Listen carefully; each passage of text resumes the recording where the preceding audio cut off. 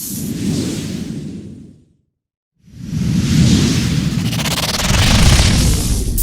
स्वागत है एक बार फिर से हमारे YouTube channel Sharma D tech पर। जैसा कि पिछला वीडियो में हम लोग पेज लेआउट मेनू के बारे में पूरा का पूरा देख चुके थे, जो कि हमारा MS एक्सेल के अंतर्गत आता है। MS एक्सेल क्या है? MS ऑफिस का एक पार्ट है। तो फिर देर न करते हुए वीडियो वहीं से आगे कंटिन्यू शुरू करते हैं। जो लोग हमारे चैनल पर नए जुड़े हुए हैं वो चैनल को सब्सक्राइब कर दें और वीडियो को लाइक कर देंगे और बेल वाली घंटी जरूर बजा देंगे, क्योंकि इससे क्या होगा कि जो भी हमारे वीडियो आएंगे वो नोटिफिकेशन आप तक सबसे पहले पहुँच जाएगा। तो फिर ये हमारा कुछ सीट पहले से बना के रखे हुए हैं। उसके बाद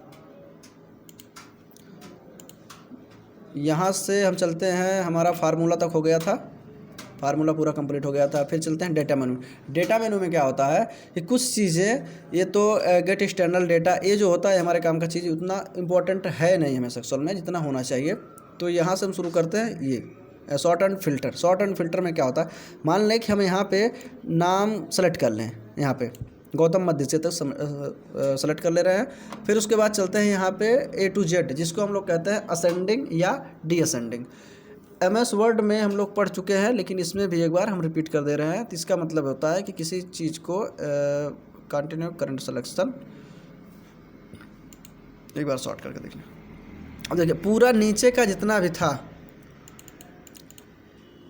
ये पूरा का पूरा डेटा जो कि हमारा एक यहाँ है और दो यहाँ पे है, यानी अल्फ़ाबेट के हिसाब से कर दिया है। फिर इसी को डीअसेंडिंग करना हो तो क्या होगा, यहाँ पे क्लिक करेंगे और यहाँ पे ओके कर दें तो क्या हो जाएगा, ये पहले की तरह हो जाएगा। यानी ये एक हमारा यहाँ पे आ गया, फिर दो हमारा यहाँ पे आ गया। ये स्टार्टिंग होता है, मतलब शुरू होता है जैसे पहले A वाले, फिर B वाले, फिर C वाले, फिर D वाले, यानी A to Z के रूप में या फिर Z to A के रूप में इसको हम करने के लिए यूज करते हैं।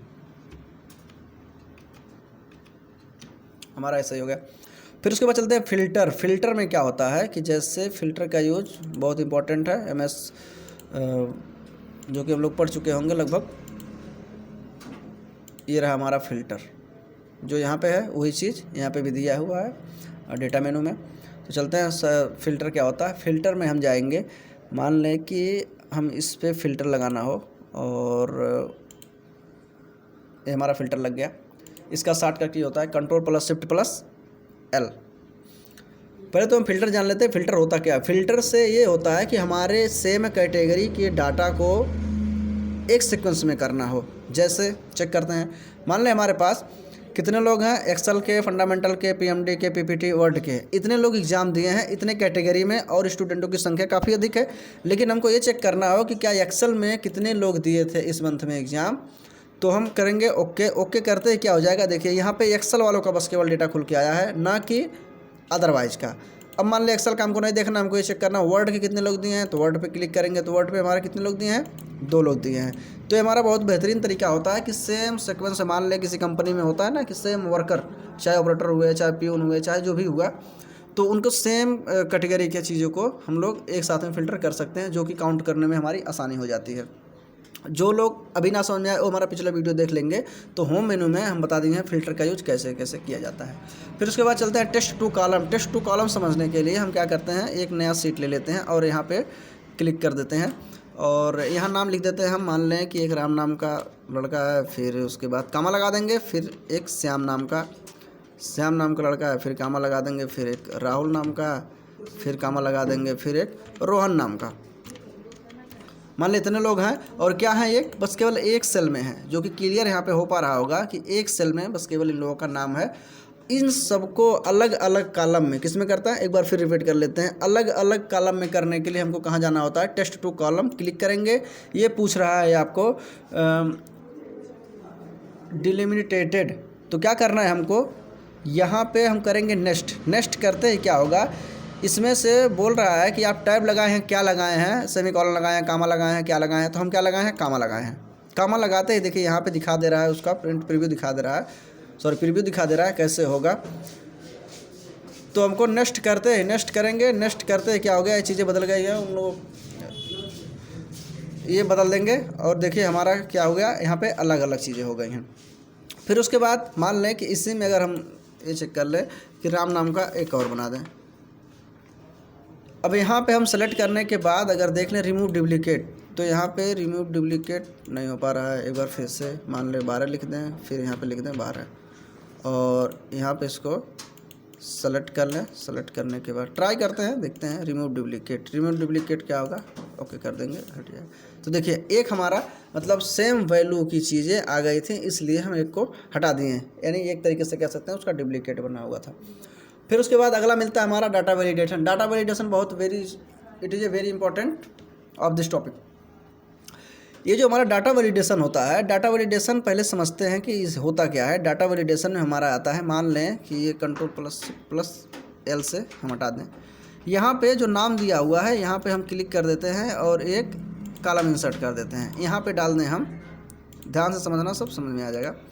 यहाँ पे डाल दें मोबाइल नंबर और यहाँ पे शुरू करते हैं। मोबाइल नंबर में देखिए क्या होता है, इसमें 0 to 9 ही लिखा जाता है, ना कि A to Z लिखा जाता है। तो डाटा वैलिडेशन का बेसिकली यूज यही होता है कि हमको किस कॉलम में केवल नंबर लिखना है, या फिर नंबर मतलब डिजिट, या फिर अल्फ़ाबेट यानी A to Z लिखना है। तो हमको यहाँ पे बस केवल क्या लिखना है, 0 to 9 यानी नंबर लिखना है।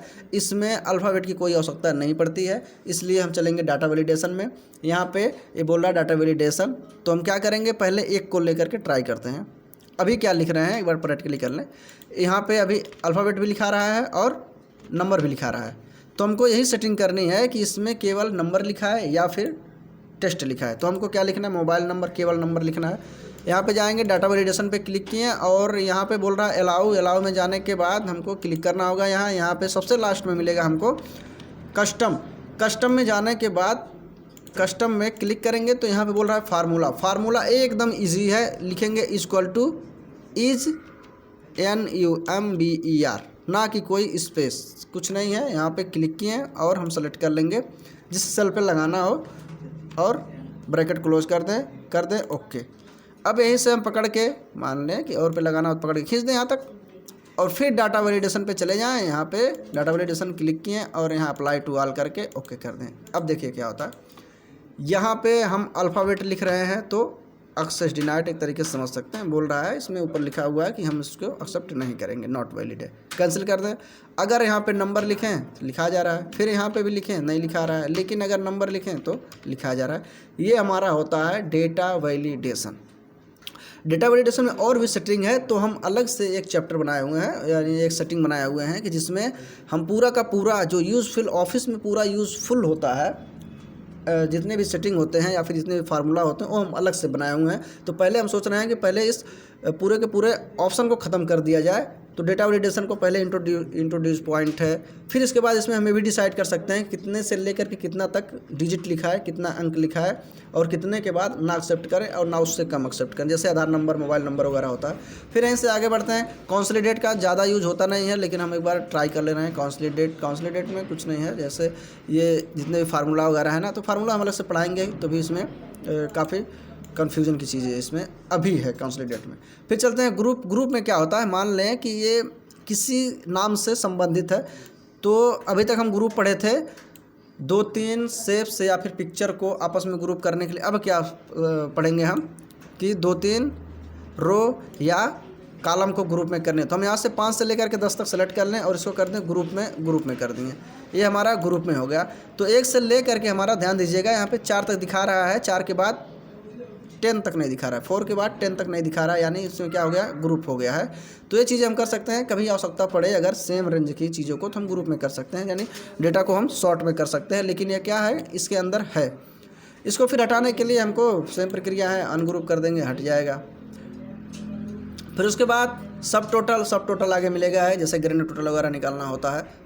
तो ये चीज़ें हमारी है। सो आशा करता हूँ वीडियो हमारा अच्छा लगेगा और बने रहिएगा हमारे यूट्यूब चैनल के साथ, क्योंकि हम इसमें बहुत बेहतरीन चीज़ें डालेंगे। और एक्सेल तो बेसिक से ले करके एडवांस लेवल तक का एक्सेल इसमें पड़ेगा, जो कि हमारे ऑफिस के वर्क में ज़्यादा से ज़्यादा इंपॉर्टेंट होता है और यूज़ भी किया जाता है। तो फिर कल हम डिसाइड करेंगे इसमें रिव्यू में ज़्यादा चीज़ें है नहीं, लेकिन फिर भी एक बार ट्राई कर दिया जाएगा। फिर उसके बाद मिलेगा व्यू।